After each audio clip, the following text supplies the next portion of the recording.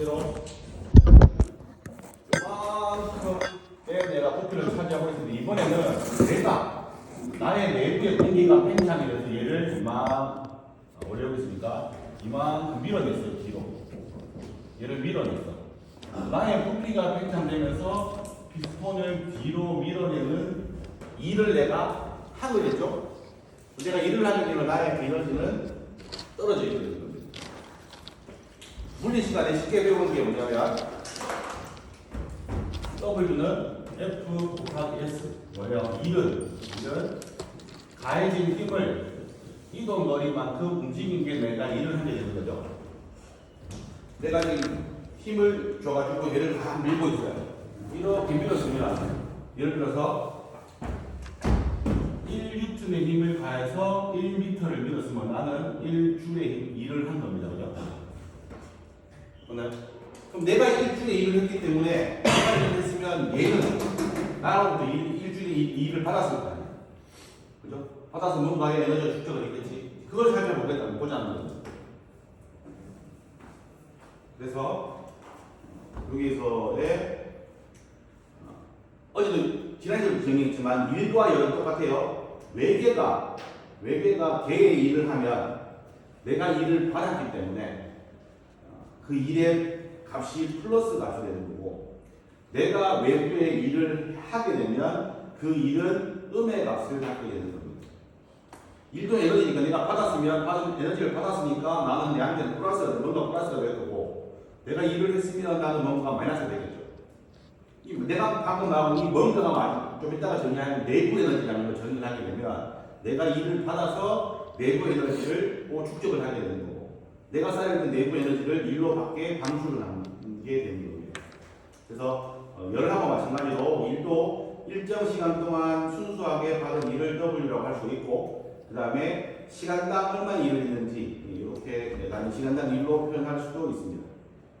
다만 이제 중요시해야 되는 건 이때까지는 이렇게 풀었어요. 일은 FWS 힘을 받아서 이동 거리만큼 움직였다 라고 하면 1N의 힘을 1m 거리가 움직이는 게 중요하지만 지난 시간에 이야기했지만 이 일은 경로 함수이기 때문에 이제 뭘 고려해야 되냐면 초등학교, 중학교, 고등학교 때 물리 시간에 배웠던 이 이동 거리는 항상 직선운동을 했습니다. 여기에서 요만큼 내가 밀었어요. 밀어서 1m가 갔으면 1m만 곱하면 되지만, 만약에 이 물건을 밀 때 내가 얘를 미는데 미는 도중에 어떻게 되냐면 이렇게 갔더라고. 꾸불꾸불하게 갔어요. 꾸불꾸불하게 가서 도착을 했는데 처음하고 최종을 적지하고 이동 거리는 1m였지만 움직인 거리는 1m였지만 실제로 이동 경로는 1m가 아니죠. 아니기 때문에 이제 여러분들이 아마 모든 전공 시간에 얘를 계산할 때는 W는 F 곱하기 S가 아니라 F에다가 이동 거리가 조금 얼마나 적게 이동했는지 이동 경로를 다 고려해서 얘를 적분해서 계산해야 되는 항으로 바로 해야 됩니다. 왜? 처음부터 여기까지 상태는 1m가 바뀌었지만 중간 과정에 꼬불꼬불 갔다가 돌아왔다가 다시 가게 되면 내가 한 일이 훨씬 더 많아지겠죠. 내가 밀었다가 다시 가겠다가 내가 일을 하면 밀 때도 일을 하고 당길 때도 일을 하고 밀 때도 일하고 당길 때도 일을 하죠. 이 과정을 다 고려해야지만 전체적으로 변화되는 일을 계산할 수 있기 때문에 그래서 요게 나온 겁니다. 요식이 뭐냐면 여러분 잘 아는 것처럼 일은 힘하고 이동 거리를 곱하면 되는데 이 일이라는 것은 이제 경로 함수이기 때문에 단순히 최초와 나중의 이동 거리 S를 곱하는 게 아니라 이동 거리를 상태에 따라서 경로 함수를 다 적분해서 계산해야 되는 게 일의 계산하는 첫 번째 방법이 될 겁니다. 이 일은 단순하게 일의 종류가 여러 가지가 나올 수 있는데 기계적인 이 일을 말하면 예를 들면 내가 방금 했던 것처럼 물리적으로 밀어서 얘가 움직였고 당겨서 움직였거나 올라갔다가 이동했거나 기계적인 힘에 의해서 움직인 일을 이렇게 계산하겠지만 아마 이러한 일 말고 다른 것도 있어요. 전기적인 일이 뭘까요? 회로에 전기를 가하게 되면 이 전류가 흘러가서 뭔가 일을 할 수 있겠죠. 이런 걸 우리가 전기적인 일이라고도 하고, 축 일은 회전하는 축이 움직이면서 일을 할 수 있는 거고, 유체가 흘러가면서 프로펠러를 돌리는 여러 가지 일들이 있을 수 있지만 이런 종류의 일이 있다고는 생각을 하시고, 다만 우리가 관심을 가져야 되는 건 첫 번째, 기계적인 일에 가장 큰 관심을 가져야 됩니다. 예를 들면 이게 왼쪽 그림이 축일입니다. 축일. 유체가 이렇게 흘러 들어와서 자기는 그냥 뺑글뺑글 돌다가 나갔을 뿐인데, 유체는 경로에 따라서 프로펠러를 바람개비를 돌리고 나갔을 뿐인데, 이 유체가 흘러가면서 축을 돌리는 일을 하게 되는 거죠. 이런 걸 축일이라고 하고, 유체의 일은 얘도 마찬가지로 그냥 유체가 흘러 들어왔다가 뺑글뺑글 돌아서 나갔을 뿐인데, 여기도 내가 들어옴으로 해서, 꽉 차있는 공간 안에 내가 여기 들어옴으로 해서 바깥으로 누군가는 밀려나가는 일을 하게 되는 거죠. 이런 것들도 나중에 자세히 살펴보겠지만 우리가 지금 가장 관심이 있는 것은 요 일이 될 겁니다. 그래서 얘를 제대로 하는지 확인해보기 위해서 하나의 문제를 풀어보겠습니다. 계속 헷갈리는 여러분, 물리학은 배우고 있나요? 물리학은 배웠어? 1학기 때 배웠어? 몇 년들은 안 배웠지? 물리학은 아마 배웠지 싶은데, 자 봅시다. 방금 대표적인 이 일을 계산하는 두 가지 방법입니다. 두 가지 방법에 대해서 일이 왜 경도함수인지를 살펴보는 문제인데, 실린더 안에 온도는 300K, 압력이 200kPa인 기체가 여기 갇혀 있습니다. 그때 부피가 0.1m 상승이었습니다. 얘가 스스로 팽창을 합니다. 부피가 0.1m 상승해서 0.2m 상승으로 부피가 팽창하게 되면 요 안에 있는 닫혀 있는 기체의 몰수는 변화가 없겠죠. 기체 상태를 정의하려면 P, V, N, T가 정의가 되는데, 지금 살펴봅시다. 첫 번째 상태에서 두 번째 상태로 변화가 되는데 V1이 V2로 0.1에서 0.2가 변했습니다. 변했는데 생각해보니까 몰수는 팽창한다고 해서 몰수가 변하지는 않습니다. 일정한 겁니다. 그러면 부피가 0.1에서 0.2로 바뀔 때 부피가 바뀜에 따라서 뭐가 바뀔 수 있냐면 온도도 바뀔 수 있고 압력도 바뀔 수 있습니다. 그죠? 근데 우리는 이 상황을 살펴보려고 두 가지로 나눠서 생각해 봅시다. 첫 번째는 부피는 팽창하지만 압력이 변화가 되지 않도록 팽창을 시켜보면 뭐가 바뀔까요? 온도가 바뀌어질 수밖에 없겠지. 그 첫 번째. 두 번째는 온도를 고정시켜 놓고 부피가 팽창할 때 압력이 바뀌게끔 팽창을 시켜보지 않습니다. 이해되십니까? 그러면 헷갈리면 안 돼요. 경로 A를 가든 경로 B를 가든, 미안합니다. 경로 A를 갔을 때랑 경로 B를 갔을 때랑 첫 번째 상태에서 두 번째 상태로 바뀌었는데 부피가 0.1에서 0.2로 바뀐 것은 똑같지만 정압 팽창을 했을 때랑 등온 팽창을 했을 때랑 상태 2가 되는 상태는 같을까요? 다를까요? 다시 설명할까요? 자, 경로 A를 봅시다. 경로 A는 V1이 0.1에서 V2가 0.2로 팽창을 하면서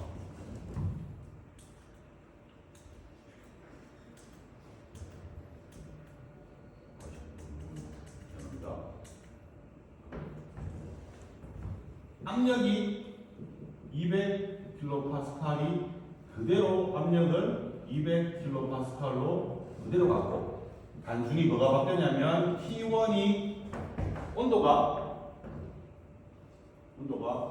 300K에서 T2로 바뀌었을 거예요. 그죠? 모르지만 바뀌었을 겁니다. 두 번째, 경로 B를 따라가면 경로 B를 따라가면 요거는 똑같지만 요번에는 온도는 300K에서 T2로 가면 300K는 그대로이고 압력은 200kPa에서 또 다른 압력으로 바뀌었을 겁니다. 그럼 헷갈리면 안 돼요. 경로가 달랐지만 도착한 상태도 같아요, 달라요? 상태도 달라. 같은 상태 아니야.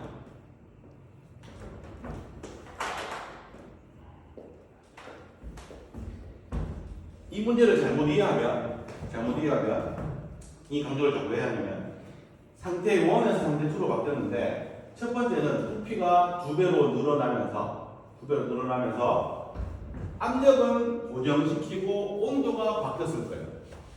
그럼 여기 온도가 300도가 아닌 다른 어떤 특정한 온도가 됐겠죠? 이 상태가 있을 거고 두 번째는 똑같이 부피는 2배 팽창하면서 온도는 300K로 일정하게 만들고 압력만 바꿔서 압력이 다른 것으로 바뀌었겠죠. 경로 A가 가서 만들어진 상태 2와 경로 B가 만들어서 간 상태 2는 같은 상태가 아니에요. 사실은 얘는 2라고 하면 얘는 2 다시라고 해야 되죠. 뭔가요? 이거 처음에 머리 안 넣고 시작하면 나중에 왜 다르지? 라고 생각할 수 있습니다.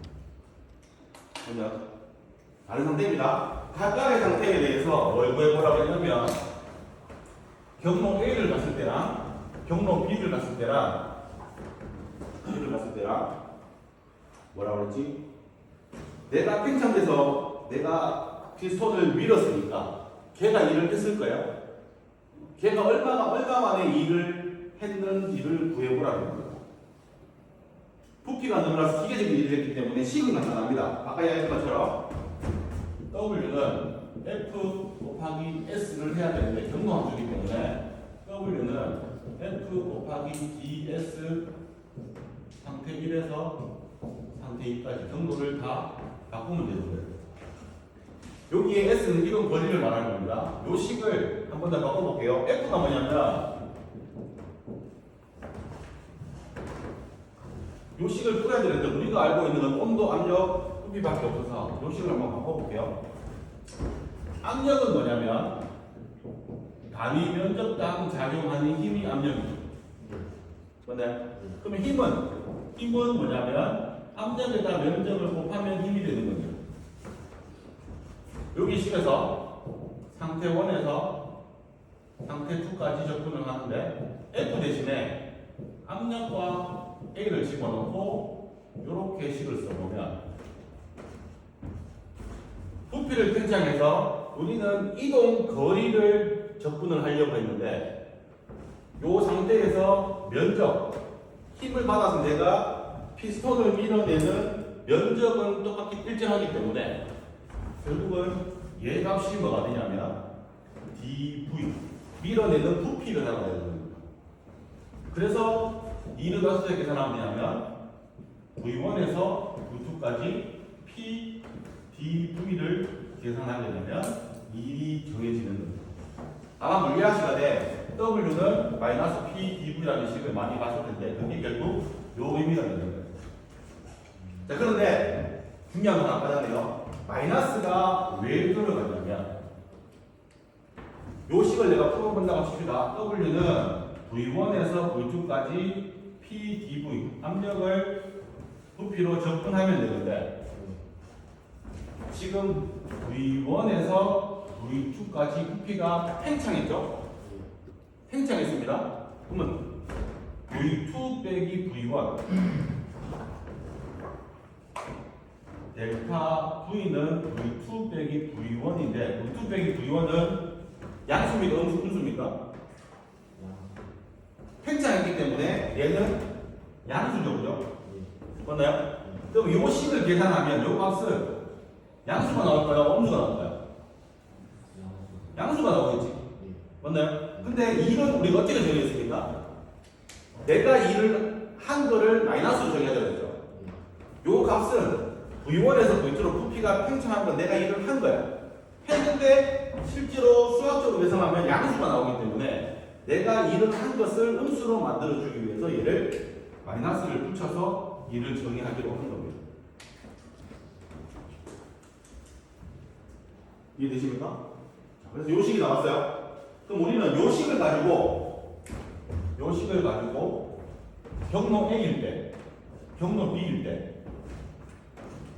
두 가지 경우를 계산하면 되는 겁니다. 뭔가요? 예. 첫 번째 봅시다. 첫 번째 경로 A는 뭐냐면 정압과요. 압력이 변했어요, 안 변했어요? 안 변했죠?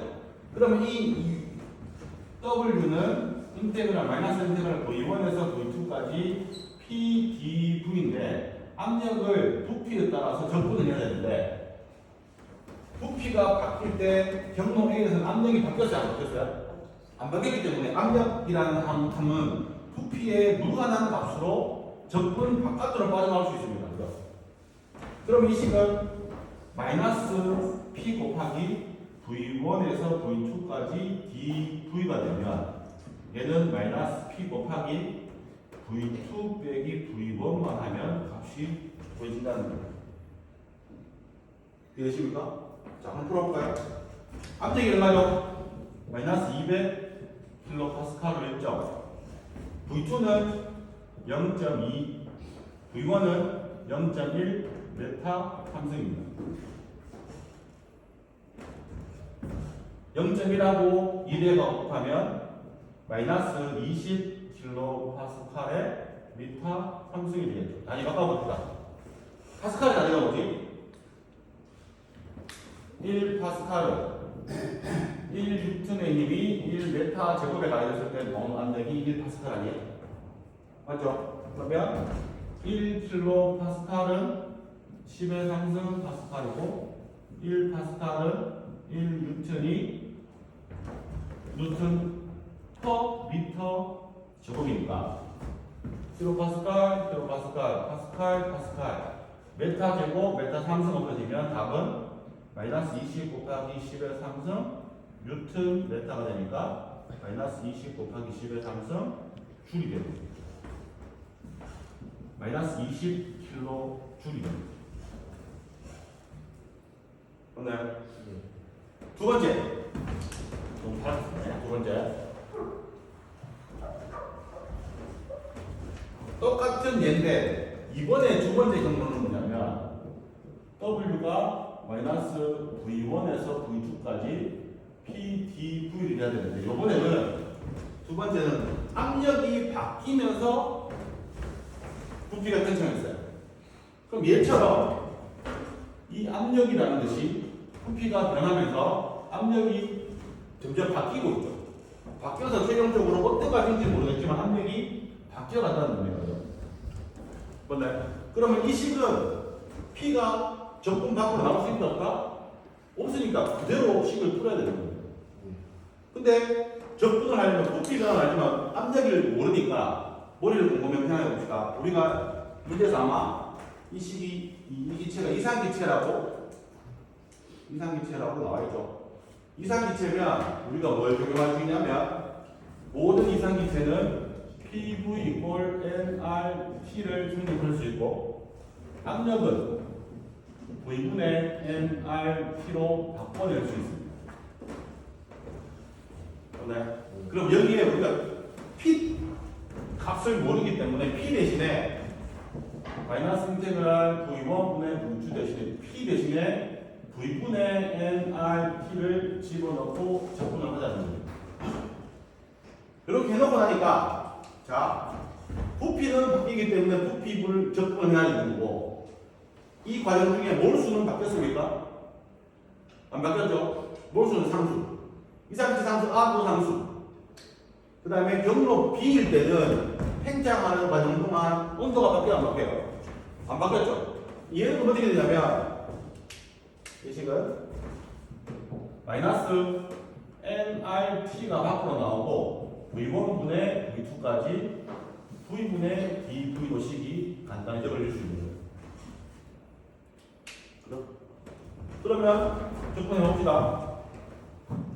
이따 다시 숫자를 넣어 풀겠지만 마이너스 nRT는 그대로 있고 V분의 dV는 적분하면 nn V가 되고 V1분의 V2를 집어넣으면 결국 L은 V1분의 V2로 식이 간단하게 만들어지는 거예요.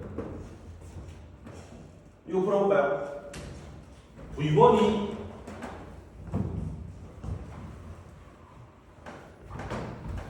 V1, V2 아니고 T 알죠? R 알죠? 몰수 알아야 볼까요? 몰수를 구해야 되는데 몰수가 지금 안 주어졌어요. 근데 우리 알 수 있어. 어떻게? 처음 시작하는 상태가 뭐냐면 부피는 V 0.1, 압력은 200kPa, 온도는 300K라고 주어졌습니다. 온도와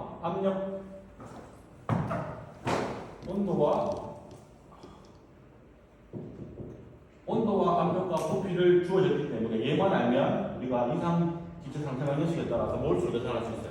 어떻게? PV는 nRT인데 N은 RT분의 PV입니다. 이 상태를 봅시다. 현재 상태에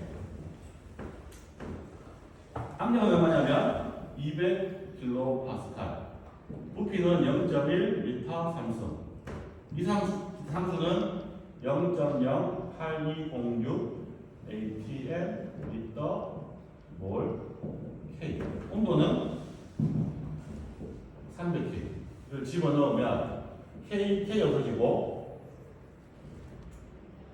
미터 상승하고 리터 없애려면 1미터 상승은 10의 상승 리터가 되니까 미터 상승 없어지고 리터 없어집니다. ATM하고 킬로파스칼 해볼까요? 1ATM은 101.3 킬로파스칼이니까 킬로파스칼 ATM으로 보시면 앞에 사람은 마지막에 뭘만 맞죠? 이 책에서는 몰이 필요한 데는 미리 계산해 놨습니다. 제일 먼저 해놓은 게 그거 계산입니다. 요 몰이 얼마냐면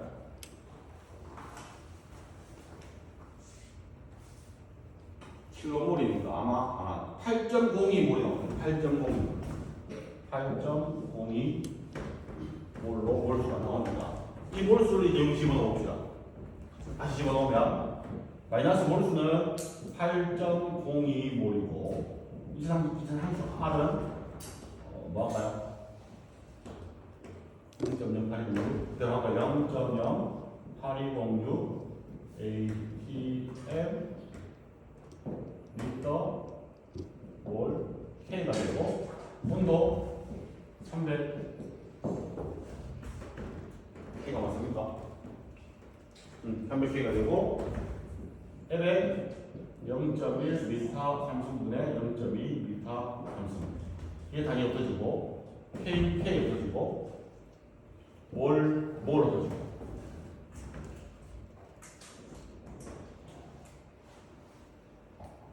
단가 좀 이상한가? ATM 리터 몰 K.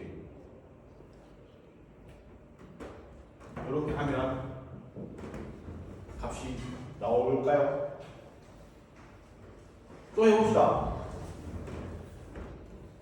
결국 답은 지금 줄이 나와야 되는데 숫자를 맞추고 나면 단위가 다 뭐가 나오냐면 ATM하고 리터만 나와요. 그죠? 해봅시다. 파스칼로 할까요? 1ATM은 101.3kPa이고 1kPa는 10의 상승 파스칼이고 1파스칼은 1Nm 제곱이고 미터는 10의 상승 미터는 1m 상승이니까 ATM 킬로파스칼 없어지고 파스칼 없어지고 미터 없어지고 미터 제곱 미터 상승 하나만 남고 뭐만 남아요? 뉴턴 미터만 남겨요. 뉴턴 미터가 줄입니다. 얘도 계산하면 마이너스 값이 나오겠죠. 그 계산, 값을 계산하면 얼마가 나오냐면 마이너스 13.86kg. 얘가 마이너스 13.86kg이 되고 아까 얘는 20kg이 나와요. 경로 A를 갔을 때랑 경로 B를 갔을 때랑 뭐가 다른가? 한 일이 다르다는 겁니다. 됐습니까? 단순히 수학적으로 한 문제를 풀었는데 얘를 우리 그래프로 한번 그려보면 이렇게 되어 있습니다. 이게 뭐냐면 부피 대 압력 그래프입니다.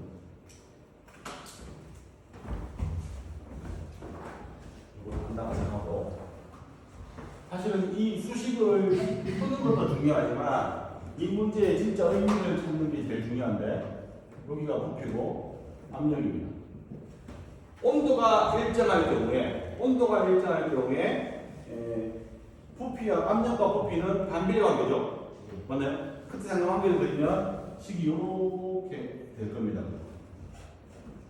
지금 상태를 살펴봅시다. 현재 상태가 얼마냐면 압력은 200kPa, 부피는 0.1. 현재 압력은 200kPa. 그때 부피가 0.1m/s. 현재 온도는 T가 300K의 상태입니다. 이 상태에서 경로 1은 뭐예요? 경로 1은 압력이 일정한 상태에서 부피를 2배를 넣었습니다. 그러면 실제로 경로 1은 뭐냐면 이 상태에서 압력은 일정하게 하고 부피가 0.2m 상승입니다. 여기까지. 여기서 요 경로로 오는 게 경로 A거든요. 두 번째, 똑같은 지점에서 우리가 경로 B는 부피가 2배로 늘어나지만 온도를 똑같이 한다 그랬죠? 온도를 똑같이 했기 때문에 걔는 어떻게 되냐면 요 선을 따라서 그대로 내려와서 부피가 0.2 요점까지 이렇게 와서 요점까지 오는 게 경로 B가 됩니다. 그럼 경로 A를 따라서 온 마지막 상태 2는 요 지점이고 경로 B로 따라서 온 마지막 상태 2는 요 지점이기 때문에 사실은 이 두 지점의 상태가 달라서 왔는 도중에 필요한 일도 크기도 달라지는 건 당연한 거지만 그래프의 의미를 따지면 우리가 뭐였어요? 여기 있네. 압력과 부피 상태에서 E를 계산하거나 접근하는 것은 우리가 일정한 압력일 때는 이만큼의 면적을 계산하게 되는 거고 경로 B일 때는 요만큼의 면적만 계산한 게 일이 됩니다. 경로 A는 뭐다? 경로 A는 이거 전체를 계산하게 됩니다. 그래서 경로 A를 갔을 때 발생하는 일의 크기가 경로 B를 따라가서 발생했을 때 내가 이착이 된 일의 크기보다 얘가 크고 얘가 작게 됩니다. 이 그래프 의미를 이해를 하실 수 있겠습니까? 요거 설명드리려고 제가 그래프 그립니다. 책에서는 이거 그려놓고 하면 되지만 여러분들도 이 개념이 없으면 문제를 풀었지만 이 그래프를 이해를 못할 수 있지만 이제는 연력화 시간에 더 자세히 보겠지만 이런 일들을 나오게 되면 그래프를 그려가면서 나의 상태가 어떻게 바뀌는지를 계산을 해봐야 되는 거고 이 문제에서는 안 나왔지만 결국 우리가 뭘 구할 수 있냐면 이때의 압력이 P2가 얼마가 되는지도 구할 수 있을 거고 그 다음에 경로 A로 가게 되면 이때 온도 T2가 300K가 아니라 바뀌게 되는데 이 온도가 얼마인지도 계산할 수 있게 되는 거예요. 뭐냐? 왜? 이 상태는 뭘 알고 있습니까?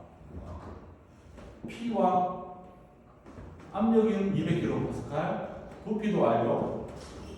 몰수를 아니까 PV 관련학교에서 온도를 계산하죠. 이 상태에서는 압력은 모르지만 부피를 알고 몰수를 알고 온도를 알 수 있으니까 P2까지도 계산할 수 있다는 거예요. 우리 이 에너지 수지 세우는데 이 내용들이 한 번씩 나오긴 나오겠지만 앞으로 우리 화학을 공부하려면 요 열과 일의 부피 팽창에 따른 일을 계산하는데 내가 압력 일정한 과정을 거쳤느냐 온도를 일정한 과정을 거쳤느냐에 따라서 계산하는 식이 달라지는데 복잡해 보이면 사실 따지고 보면 별거 아닙니다. 적분 하나 푼 거니까 그거에 대한 개념들을 잘 잡아놓으시기 바랍니다. 자, 다음 넘어가겠습니다. 운동에너지. 운동에너지는 더 별거 없죠. 옛날에 늘 했던 거기 때문에 다만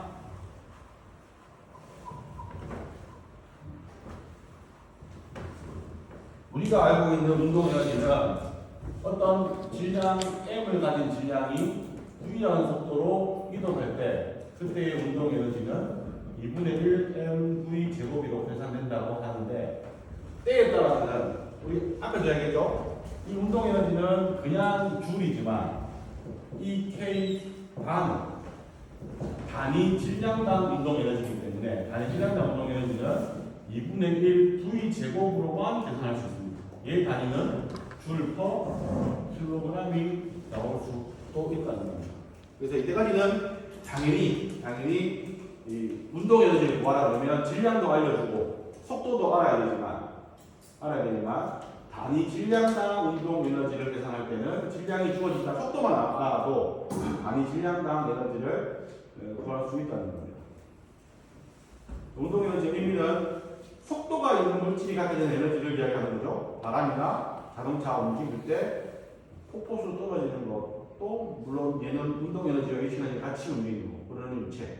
그래서 앞으로 우리가 반응기 안으로 유체가 흘러 들어가면 이때까지는 질량 100kg의 액체가 들어가는 거에만 관심이 있었지만 얘가 속도를 가지고 가면 얘는 운동 에너지를 가지고 들어가는 거기 때문에 이 물질이 들어갈 때 속도를 가진 물질이 들어갈 때 운동 에너지도 여러분들이 고려를 해야 되기 때문에 이렇게 운동 에너지가 나왔습니다. 요거는 노드로만 봅시다. 직경이 3cm인 관에 어떤 물이 초속 0.001m 상승의 속도로 지나가고 있습니다. 이때 이 물이 가지는 물의 비운동 에너지. 여기서 말하는 비운동 에너지는 단위 질량당 운동 에너지를 구하라는 겁니다. 여기 바로 집어넣으면 되죠. 2분의 1 V 제곱만 계산하면 됩니다. 근데 문제에서는 뭘 주느냐면 이 유체의 속도를 주어지는 게 아니라 부피 속도를 주어져요. 부피 속도. 시간당 흘러가는 부피를 이야기했는데 이 관의 직경을 주어졌기 때문에 이 부피 속도를 요 관에 있는 면적으로 나누게 되면 이 부피 속도가 그냥 속도로 바뀌겠죠? 맞나요? 그래서 뭘만 알면 되냐면 이 관의 관의 면적만 계산하면 되는데 관의 면적 어떻게 계산해요? 파이 r 제곱하면 돼요. 파이 r 제곱. 관의 면적 A는 파이 r 제곱하면 되는데 파는 그대로 있고 직경이 내경 이너 다이아미터죠. 직경이 3cm니까 반지름은 1.5cm 제곱이 되니까 결국 문제에서 주어진 0.001 미터 상승 퍼 초의 유속을 뭘로 파이 곱하기 1.5cm 제곱으로 나눠주면 얘가 얼마가 나왔지? 1.415m 퍼 초의 유속이 나왔습니다. 얘를 가지고 비운동 에너지는 2분의 1 V 제곱이 되죠. 2분의 1 곱하기 1.415m 퍼 초의 제곱만 하면 비운동 에너지가 구해집니다. 그 다음에 이제 헷갈릴 수 있는 게 숫자는 모르겠어요. 숫자는 계산하면 뭐가 나왔고 단위가 뭐가 남냐면 미터 제곱 퍼 초의 제곱만 남습니다. 근데 얘가 뭐냐면 비운동 에너지니까 단위가 줄 퍼 킬로그램으로 나와야 됩니다. 항상 양동지를 구분하면 내 답이 원하는 단위가 나오는지 확인해보라고 했죠. 이것만 가지고는 알 수 없습니다. 환산해봐야 돼요. 예상관계로. 그죠? 1줄이 뭐죠?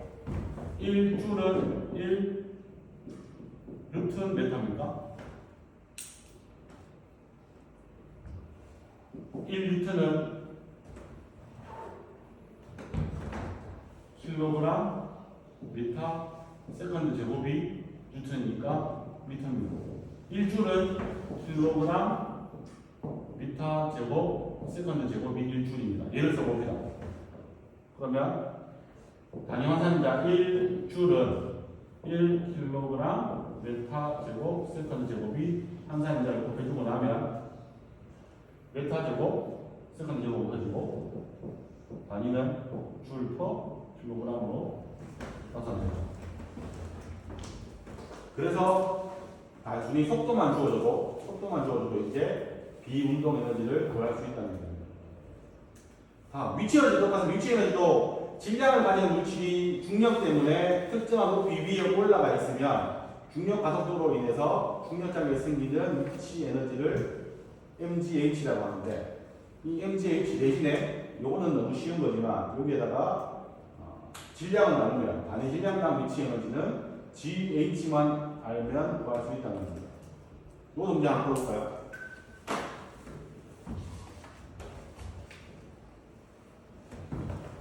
별거 아니지만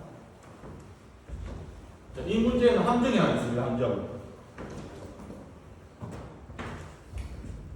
이 비위치 에너지는 mgh고 단위 질량당 위치 에너지는 GH만 하면 되는데, 문제 봅시다. 저장 탱크, 여기 저장 탱크가 있어요. 저장 탱크로부터 300피트 떨어진 다른 저장 탱크로 물을 옮기려고 합니다. 옮기고 난 뒤에, 여기로 옮기려고 해요. 여기서, 지금 물이 여기 있는데, 물이 여기서 물을 이까지 끌어올리려고 한답니다.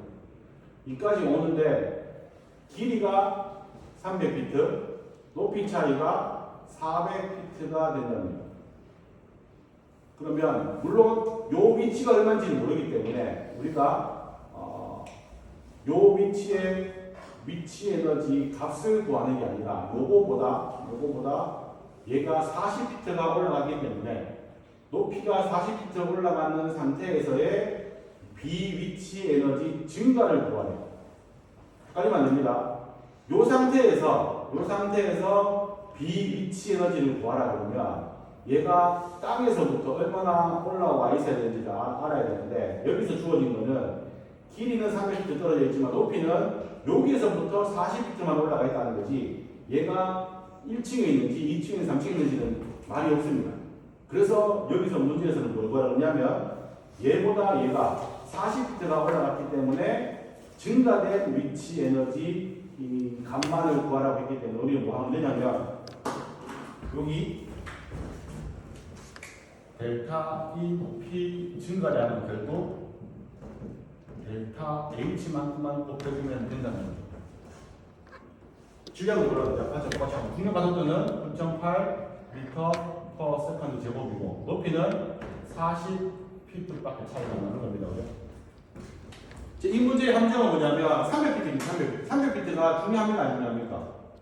300피트가 떨어져 있고 500피트가 떨어져 있고 높이 차이는 40피트밖에 안 나기 때문에 얘는 의미가 없는 거 아닙니까? 얘만 계산하면 돼요.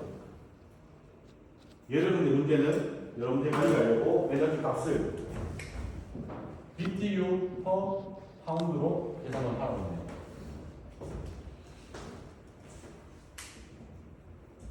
아는 거 적어볼까요? 1 BTU는 252 칼로리, 1 칼로리는 4.2 줄이니까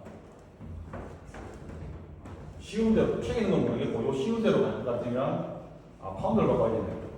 1kg은 454파운드니까. 바꿔볼까요?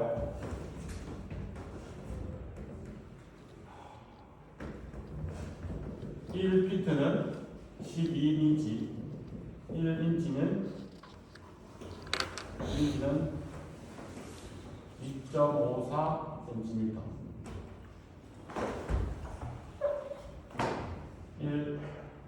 100cm는 1m 바꾸고, 그럼 피트, 인치, 센티미터 어떻습니까? 남는 게 뭐예요? 아까처럼 값 남고 미터 퍼 세컨드 제곱이 남죠? 미터 제곱 세컨드 제곱이 남는데, 아까 앞에 기억이 맞다면 미터 퍼 세컨드 제곱이 그대로 단위가 뭐랑 똑같다고 했냐면 줄 퍼 킬로그램하고 똑같다 그죠? 앞에 문제에서 풀었습니다. 그러고 난 뒤에 이제 4.2줄을 201 칼로리, 252 칼로리는 1 BTU, 1 킬로그램은 494 파운드로 환산하면 BTU 퍼 파운드로 값이 계산됩니다.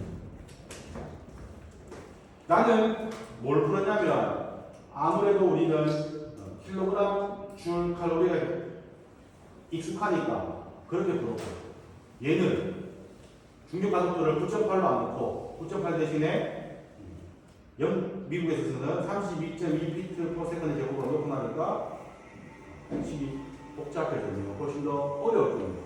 왜냐하면 우리가 얘는 기억하고 있지만 778.2 피트 파운드 폴스가 1 BTU라는 것을 기억하기 어려우니까 이걸 모르겠으면 이거 오픈이 아니라 내가 아는 대로 문제를 풀면 답은 똑같이 나올 수밖에 없는 거예요. 그래서 요거 32.773 파운드 폴스 나오는 것들도 다시 한번 기억을 해주시면 됩니다. 자, 그러면 11 계산했고 위치에는 정도까지 계산했습니다. 그 다음에 나오는 게 여기까지는 쉬웠는데 내부 에너지라는 게 이제 대학 가서 처음 정의가 되는 거죠. 이 내부 에너지는 좀 어려운 게 계를 구성하는 분자, 원자, 미리자 에너지를 모두 고려한 거시적인 개념이다 라고 했고, 아까 계에다가 열을 내가 받거나 일을 받으면 그거를 내가 축적을 한다고 했는데 그 축적을 우리가 내부 에너지 형태로 축적한다라고 정의를 했습니다. 근데 안타깝게도 이 내부 에너지가 뭔데? 라고 물었을 때 내부 에너지는 뭐뭐뭐야 라고 간단히 정의할 수도 없고 그 다음에 현재 상태의 내부 에너지를 직접 측정할 수도 없습니다. 어렵습니다. 근데 우리 내부 에너지가 왜 나오냐? 우리가 궁금한 거는, 우리가 관심 있는 거는 A라는 상태의 내부 에너지 값이 얼마인지가 중요한 게 아니라 현재 내가 상태가 1번인 상태였는데 여러 가지 열을 받고 일을 받아서 2번인 상태가 됐을 때 1번 상태와 2번 상태의 에너지, 내부 에너지가 얼마나 변했는지가 관심이 있는 거고 거기에 관심이 있는 겁니다.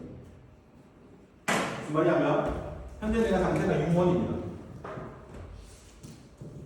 내가 U2가 되면서 외부로부터 열을 20줄을 받았습니다. U1의 에너지가 얼마인지는 모르고 U2번 상태의 에너지가 얼마인지는 모르겠지만 외부에서 단순히 열을 20줄을 받았다면 이 과정 중에 얻어지는 나의 내부 에너지 변화량은 20줄 받은 열을 내부의 에너지로 축적을 하고 있다는 겁니다. 이 과정 중에 내가 20줄을 받아서 외부에 10줄의 일을 해버렸어요. 그러면 이 전체 과정 중에 내가 하게 된 내부 에너지 변화량은 열은 20줄을 받았고 일을 마이너스 10줄을 했기 때문에 내부에 축적된 것은 10줄밖에 없다는 겁니다. 이 내부 에너지는 간단하게 이야기하면 자, 차가운 물이 있습니다. 차가운 물이 있어요. 외부에서 열을 줬어요. 이 열을 받으면 이 차가운 물은 열을 받아서 내부 에너지를 축적하지만 우리 눈에 보이는 현상은 뭐냐? 뭐겠어요? 열을 받아서 이 물의 온도가 올라가죠. 뭐냐? 온도가 올라갔는데 온도라는 것은 내가 측정한 값이야. 열을 받아서 뭐가 바뀌었기 때문에 온도가 올라갔겠죠. 온도가 올라간 이유는 뭐냐면 물을 구성하는 분자들이 점점 움직이는 속도가 빨라졌을 거예요. 진동도 빨라지고 움직이는 속도가 빨라지고. 이 말하면 내가 있는데 2분의 1 mv 제곱 운동 에너지죠, 그죠? 모든 움직이는 일체는 2분의 1 mv 제곱의 운동 에너지를 갖게 됩니다. 물이 있는데 물 안에 분자들이 있겠죠? 그러면 외부에서 열을 가하면 그 열로 인해서 분자들의 운동 에너지가 움직임이 빨라지니까 운동 에너지가 커지겠죠? 분자들의 운동 에너지가 집합해서 모여진 게 내부 에너지라는 겁니다. 그 다음에 애들이 운동만 하는 게 아니라 H2O라는 이 분자가 전체적으로 움직이지만 이 분자 고리끼리도 얘들도 대칭성 있게 움직이는 이런 것들도 모두 포함하는 우리가 알 수 없는 여러 가지 현상들을 다 포함하는 것들을 우리가 내부 에너지로 정의를 하는 겁니다. 자, 그래서 우리가 관심이 있는 건 이제 어떤 물체가 닫혀 있으면, 닫혀 있다는 건 뭐예요? 물질의 이동은 없고 열의 이동은 있죠. 질량이 개와 외계 사이를 이동하지 못하고, 따라서 개의 질량은 일정합니다. 경계면을 통해서 통과하는 물질이 없으므로 물질의 이동에 따른 내부 에너지가 높습니다. 다만 뭐가 공개가 되냐면 열과 일은 전달될 수도 있어요. 그래서 외계의 에너지의 변화는 무슨 말이에요? 외계에서 내가 열과 일을 주거나 빼앗았습니다. 그거는 내가 받았거나 줬거나 하는 것과 똑같다는 겁니다. 그래서 가장 간단한 열역학적 예법칙인데, 가장 간단한 내부 에너지 변화량은 어떻게 정의하냐면 Q 플러스 W로 정의합니다. 물질의 이동이 없을 때 만약에 내가 외부에서 열을 받았다면 내부 에너지가 커져야 됩니다. 외부에서 일을 받았다면 내부 에너지가 커질 겁니다.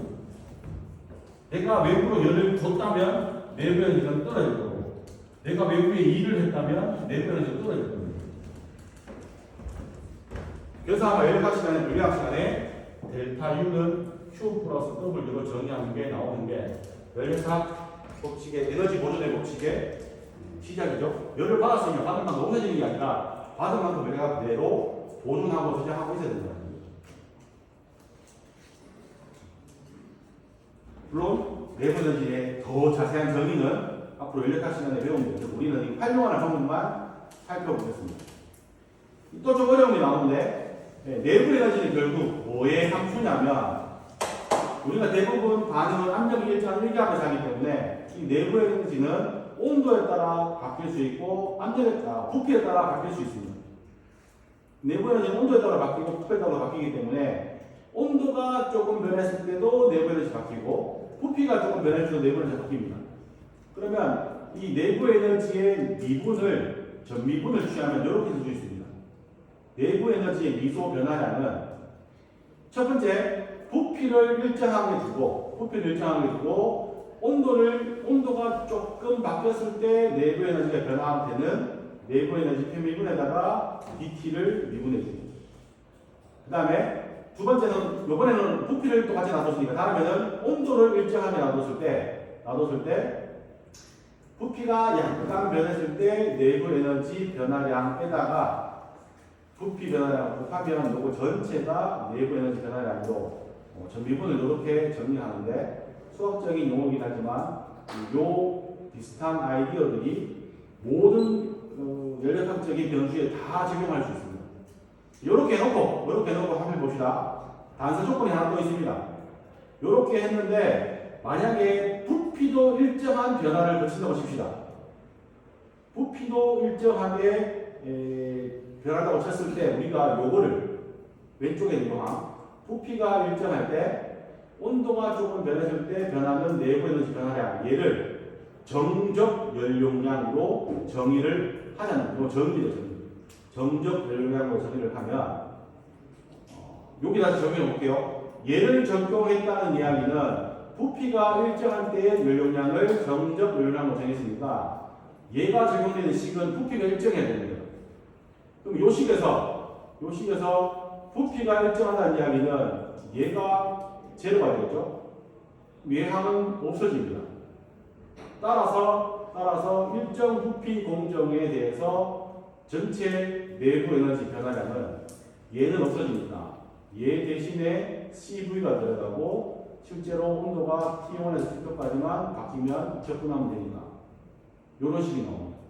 요 식의 의미는 뭐냐면, 부피가 일정할 때 어떤 개의 온도가 T1에서 T2로 변하게 되면 그때 발생하는 에너지 변화량은 CV, 정적 연용량에 따라서 바뀐다는 겁니다. 온도가 올라가면 내부 에너지가 바뀐다는 겁니다. 반대로 내가 열을 받아서 내부 에너지가 증가했다는 이야기는 그 내부 에너지가 증가한 만큼 온도가 올라가야 된다는 겁니다. 자, 그러면 이 CV는 뭐냐면 개를 이루고 있는 물질의 특성입니다. 무슨 말이냐면 똑같은 부피에 똑같은 양의 물질이 있는데 한 군데는 물이 들어있고 한 군데는 뭐가 될 것입니다. 한여름에 가보세요. 한여름에 바닷가에 갔습니다. 똑같은 햇볕이 모래에도 내리쳤고 물에도 내리쳤어요. 근데 우리가 가보면 모래가 뜨거워요? 물이 뜨거워요? 외계에서 모래에게 준 열이나 외계에서 물에 준 열은 똑같지만 똑같은 내부 에너지를 받았지만 온도가 올라가는 것은 모래가 더 뜨겁게 올라가고 물은 적게 올라가죠. 왜? 물과 모래의 정적 외용량이 다르기 때문에. 똑같은 내부 에너지가 들어갔지만 온도 변화가 다르다는 겁니다. 그죠? 헷갈리면 안 됩니다. 동일한 개에 태양으로부터 똑같은 100줄이라는 에너지가 모래도 주어졌고 물에도 주어졌습니다. 같은 열이 모래도 주어졌고 열에도 주어졌으면 모래와 열이 받은 내부 에너지 증가량도 똑같아야 됩니다. 똑같이 증가했지만 그 내부 에너지를 물질이 온도를 올리는 데 써먹어야 되는데 모래는 온도가 잘 올라가기 때문에 전적 열량이 적기 때문에 온도가 많이 올라갔고 물은 물의 온도를 올리는 에너지가 더 많이 필요하기 때문에 온도는 다르게 올라간다는 겁니다. 그게 이 정적 열량이 물질에 따라 달라지는 값이라는 겁니다. 예를 들었네요.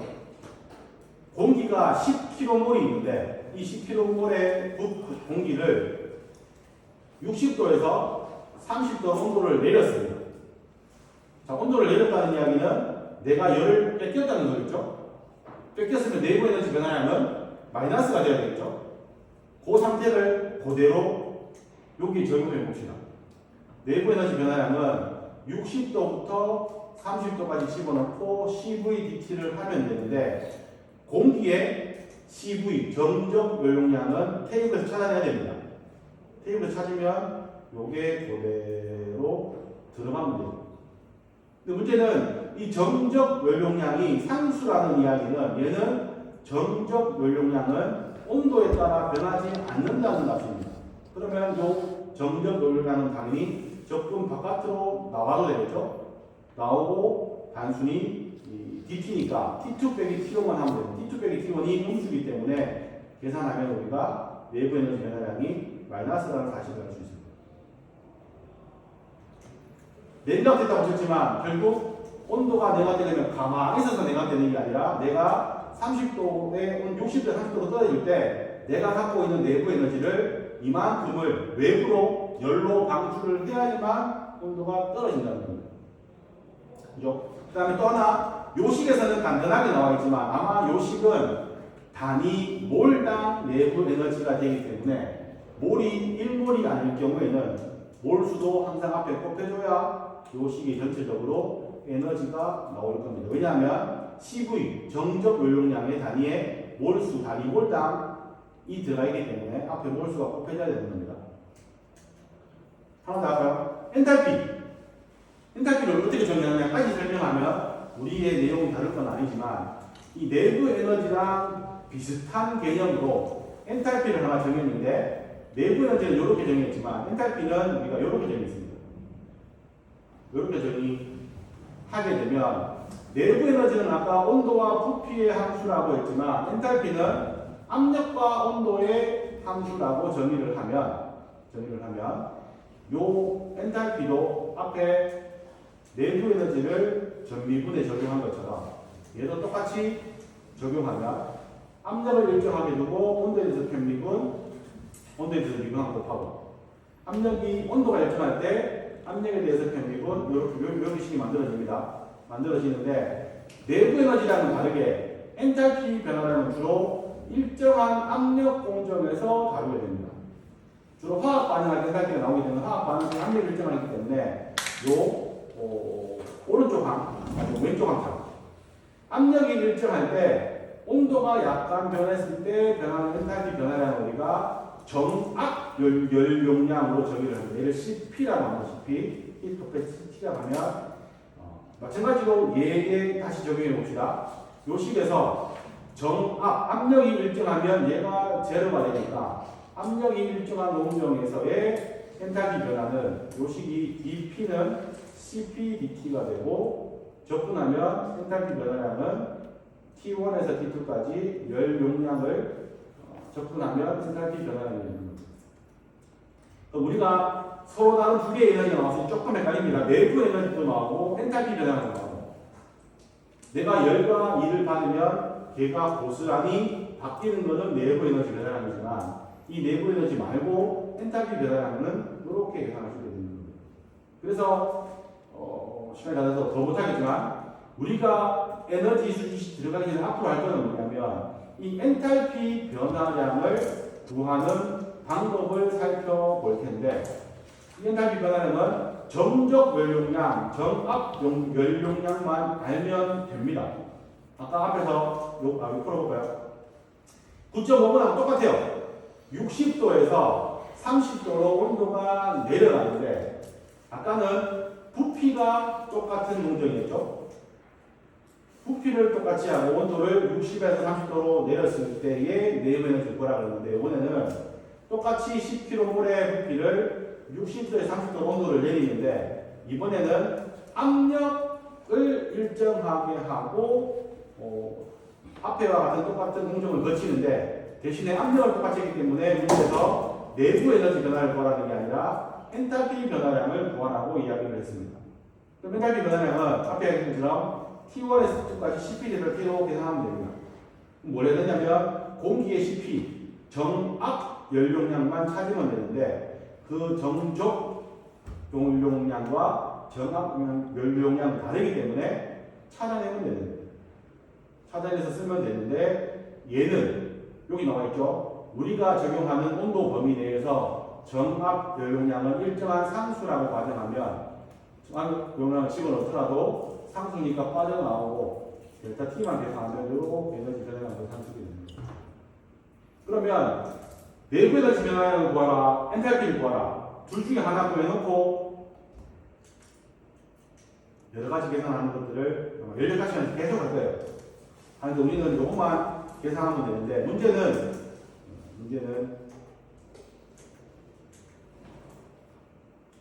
말하기 매우 못합니다. 문제는 정적 열용량과 정압 열용량을 상수라고 계산하면 쉽게 풀 수 있는데, 요 식의 상수로 빼내면 되겠죠.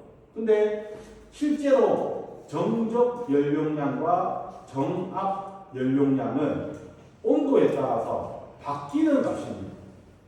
우리가 내부 에너지 변화량, 엔탈피 변화량 계산하려면 CVDT, CPDT 적분을 하면 되는데, 이때까지는 방금은 CV, CP가 온도에 상관없이 일정한 값에 상관하고 적분 밖으로 빠져나왔는데, 실제 열용량을 온도에 따라 측정해보니까 X축은 온도, Y축은 열용량인데 CO2도 온도에 따라 바뀌고 H2도 온도에 따라 바뀌고, 결국 열용량이라는 값이 온도에 따라 일정한 값이 아니다는 사실이 드러났습니다. 그래서 여기에 쓰이는 CV와 CP는 상수로 밖으로 빠져나올 수가 없습니다. 그래서 많은 사람들이 연구를 한 끝에 각각 물질에 따른 CV와 CP를 온도에 대한 함수로 이렇게 나타내는 식을 만들어 놨습니다. 만들어 놔서 대신에 얘를 여러 가지 함수로 맞춰보니까 A는 상수, B는 상수, C 온도에 1차에 비례하고 2차에 비례하고 2차 역수에 비례하는 이런 식을 만들어 놓고, 각각 물질에 따라서 A와 B와 C와 D의 값이 얼마인지를 테이블로 다 만들어 놨습니다. 그러면 만약에 우리가 이제 이 문제를 풀 때 델타 H는 CP 델타 T를 푸는데, 열용량이 온도에 따라 일정한 값이다 그러면 이 값을 이용해서 풀면 되지만, 열용량이 온도에 따라 변한다 그러면 이 상수를 찾아내는 게 아니라 이 CP 자리에 이 수식을 집어넣고 공기에 따른 A, B, C, D 값을 찾아내서 직접 접근을 해야 되는 겁니다. 그 문제가 여기 나와 있네요. 이건 딴 이야기입니다. 이건 나중에 합니다. 그렇게 해서 문제를 풀게 되면 내부 에너지 변화량, 엔탈피 변화량을 CV, CP만 알면 되지만, CV가 온도에 따라 상수일 때, 온도에 따라 바뀔 때 나누어서 접근을 해야 된다는 사실을 기억을 했으면 좋겠고요. 하나만 더 합시다. 현열과 잠열 두 가지가 있어요. 우리가 방금 보세요. 60도에서 30도로 온도 내리는 거, 혹은 30도에서 60도 온도 올리는 거. 상변화는 어떻죠? 액체인 물이 그냥 온도가 변하는 겁니다. 이런 열을 우리가 뭐라 하냐면 현열이라고 센시블 히트이라고 하는데, 만약에 100도씨의 물을 갖다 놓고 열을 가하면 이 100도씨의 물이 열을 받았지만 받은 내부 에너지를 온도를 올리는 게 있습니까?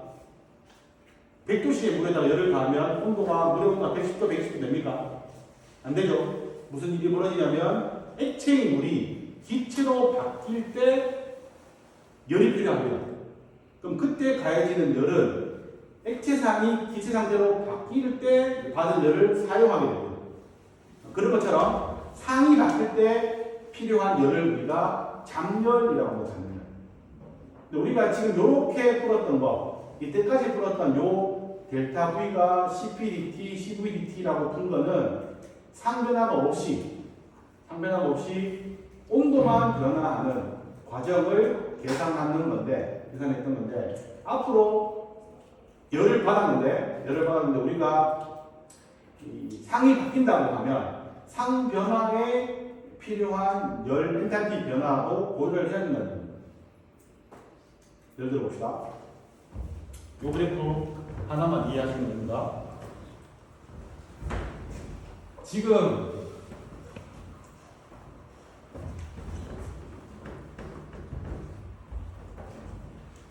객상에 한 번만 설명하고 다음 주에 계속 이어갈게요.